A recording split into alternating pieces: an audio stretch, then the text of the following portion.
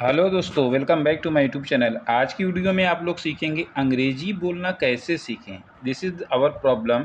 ये हमारी प्रॉब्लम है कि अंग्रेजी बोलना हम कैसे सीखें। अगर आपको भी कोई प्रॉब्लम है, अंग्रेजी आप बोल नहीं पाते हैं, तो ये वीडियो ख़ास तौर से आप लोगों के लिए है। तो बने रहेंगे दोस्तों वीडियो के अंत तक। सबसे पहले हम लोग ये देखना चाहते हैं कि आज की वीडियो में जो सेंटेंस दिए गए हैं वो सेंटेंस कितने इम्पॉर्टेंट हैं। डेली यूज, रोज़ाना बोलचाल में यूज होने वाले इंग्लिश, हिंदी जो हमारे यूज़ आते हैं वो इसको हमने इसमें इंक्लूड किया है। ठीक है, तो सबसे पहले हम लोग इन सभी बातों को छोड़कर आते हैं मेन टॉपिक पर। मेन टॉपिक हमारा यह है कि इंग्लिश बोलना कैसे सीखें, फटाफट इंग्लिश बोलना कैसे सीखें, या फिर इंग्लिश लिखी है तो उसका अर्थ कैसे जानें। आप जानना चाहते हैं तो चलिए भाई स्टार्ट करते हैं हम इस वीडियो को। और आप सीख रहे हैं इंग्लिश स्पीकिंग ओवैस सर के साथ। तो सबसे पहले जो सेंटेंस है उसको आप देखें। ठीक है, what do you understand? I know everything. Okay, tell me one thing, which is the highest mountain in the world? Mount Everest is the highest mountain in the world. Right answer. ठीक है, यहाँ पर मैंने कुछ ऐसे sentence लिए हैं जिसमें क्वेश्चन आंसर टाइप का जो है ये सेंटेंस है, और इसमें एक जो है इंटरव्यूअर है क्वेश्चन करने वाला, दूसरा आंसर देने वाला है। ठीक है, तो अगर आप चाहते हैं कि आप इसकी हिंदी जान सकें तो चैनल को सब्सक्राइब ज़रूर कीजिएगा, वीडियो को लाइक करके शेयर भी ज़रूर कीजिएगा, तभी आपको अच्छे से समझ में आ पाएगा। ठीक है, चलिए अब बिना किसी देरी के हम लोग टॉपिक पे आते हैं और इसकी हिंदी जो है एक्सप्लेन करते हैं। आप जानना चाहते हैं तो तैयार रहें। देखिए यहाँ पर क्या लिखा है, व्हाट डू यू अंडरस्टैंड। तो व्हाट की मीनिंग होती है क्या, व्हाट की मीनिंग क्या होती है क्या। ठीक है, देखिए डू क्या है, हेल्पिंग वर्ब है। हाँ, उसके बाद यू की अंग्रेजी हो जाएगी आप। ठीक है, क्या आप क्या, ये जो है बीच में होना चाहिए। आप क्या, अगर हम सीधा करेंगे तो आप क्या। अंडरस्टैंड मतलब समझते हैं, समझना होता है, क्योंकि यहाँ डू जब लग जाएगा, आपको मैं एक चीज़ बता देता हूँ। जब कभी भी डू डज अगर लगा रहेगा तो वहाँ पर जब हम हिंदी निकालेंगे तो वहाँ पर ता है, ती है, ते हैं ज़रूर बैठाना पड़ेगा। तो ये इसका असली तरीका है पहचानने का कि इसको हम किस तरफ ले जाएं। ठीक है, आपको बहुत कुछ समझ में आ जाता होगा, लेकिन आप ये सोचते होंगे किस तरफ ले जाएं। तो आपको ये जानकारी होना चाहिए कि अगर डू डज लगा है या वर्ब में सी एस लगा है तो आपको हिंदी अर्थ निकालते समय ता है, ती है का यूज करना पड़ेगा। ठीक है, और अगर हिंदी में ता है, ती है तो उसको जब अंग्रेजी बनाएंगे तो वहाँ पर हमको यस यस डू डज का ध्यान रखा जाएगा। यही तरीका है असली हिंदी अर्थ निकालने का, और हिंदी दी गई है इंग्लिश बोलने का। जैसे कोई आपसे बोलता है आप क्या समझते हैं अपने आप को, ऐसा भी बोलते हैं तो आप बोल सकते हो व्हाट डू यू अंडरस्टैंड। अपने आप को अगर बोला जाता है तो your self, what do you understand your self, आप अपने आप को क्या समझते हैं। ठीक, तो इस तरीके से आप बोलना सीखेंगे। कैसा लग रहा है, आई होप आपको अच्छा लग रहा होगा। और आगे जो सेंटेंस दिया गया है उसको मैं बताता हूँ।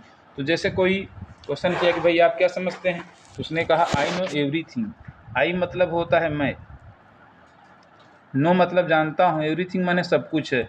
मैं सब कुछ जानता हूँ, मैं सब कुछ जानता हूँ, जानता हूँ इधर लिख दे रहा हूँ। ठीक है, जबकि वहीं का है लेकिन जगह ना होने की वजह से यहाँ पर आपको सेट कर रहा हूँ, उसके बाद समझा दिया जाएगा। ठीक है, मैं सब कुछ जानता हूँ, कहता आई नो एवरीथिंग, मैं सब कुछ जानता हूँ या मुझे सब पता है, ये भी इसकी हिंदी होगी। अगर कोई कहता है मुझे सब पता है या मैं सब जानता हूँ तो आप इंग्लिश में कैसे बोलेंगे, एक बार आप हमारे साथ बोलिएगा, यही बोलेंगे ना, आई नो एवरीथिंग, ये बोलेंगे आई नो एवरीथिंग। तो अगला कहता ओके, ओके मतलब अच्छा है, ठीक है, ओके मतलब ठीक है ना, ओके मतलब ठीक है। टेल मी वन थिंग, उसने कहा जब तुम सब जानते ही हो तो मुझे एक चीज़ बताओ, फिर क्वेश्चन करने लगा। Tell me one thing, tell me माने मुझे बताओ, मुझे, इसकी हिंदी में बता रहा हूँ। अच्छा, टेल मी वन थिंग की, मुझे एक चीज़, टेल मतलब होता है बताना या बताओ। ठीक है, मुझे एक चीज़ बताओ। उसने कौन सी चीज़ पूछा, कौन सा क्वेश्चन किया है, वो चीज़ आप देखें। विच is the highest mountain in the world. Which is मैंने होता है कौन सा, द हाईएस्ट मैंने सबसे ऊंचा, माउंटेन मतलब पहाड़ या पर्वत, इन द वर्ल्ड मैंने संसार में, संसार में या दुनिया में सबसे ऊंचा पहाड़ कौन सा है? क्वेश्चन कर लिया ना। ऐसे कोई कहता मुझे सब पता है, मैं सब जानता हूँ, तो ऐसा नहीं है, जब आता हो तभी बोलने का, नहीं तो क्वेश्चन हो जाएगा तो फंस जाएंगे ना। तो कह रहा है कि विच is the highest mountain in the world.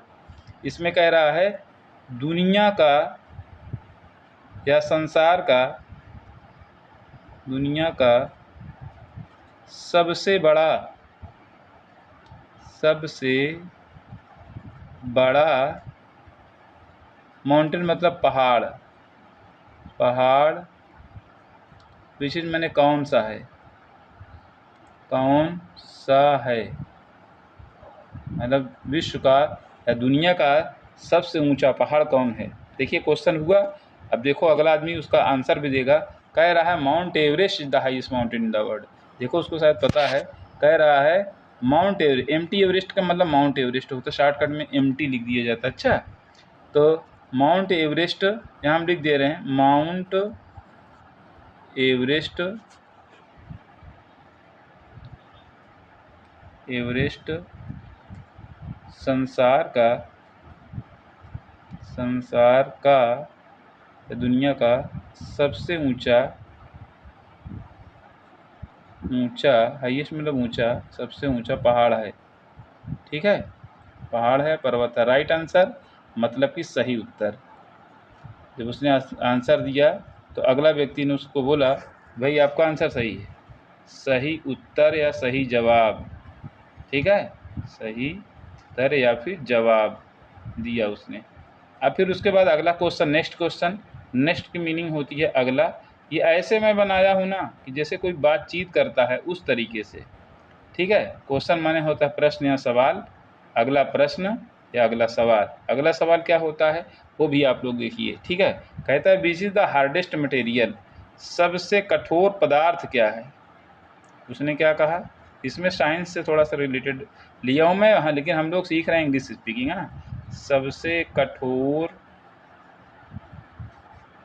सबसे कठोर पदार्थ कौन सी चीज़ है। यहाँ पे देखो बता रहा है डायमंड, डायमंड मतलब हीरा, हीरा जो है वो सबसे कठोर है।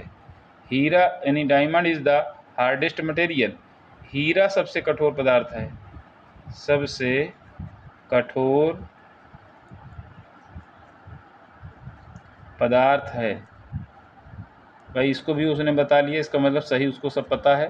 राइट आंसर मतलब सही जवाब या सही उत्तर। ठीक है, सही जवाब है, सही उत्तर है। तो कहता है, क्या कहता है उसको भी सुनिएगा।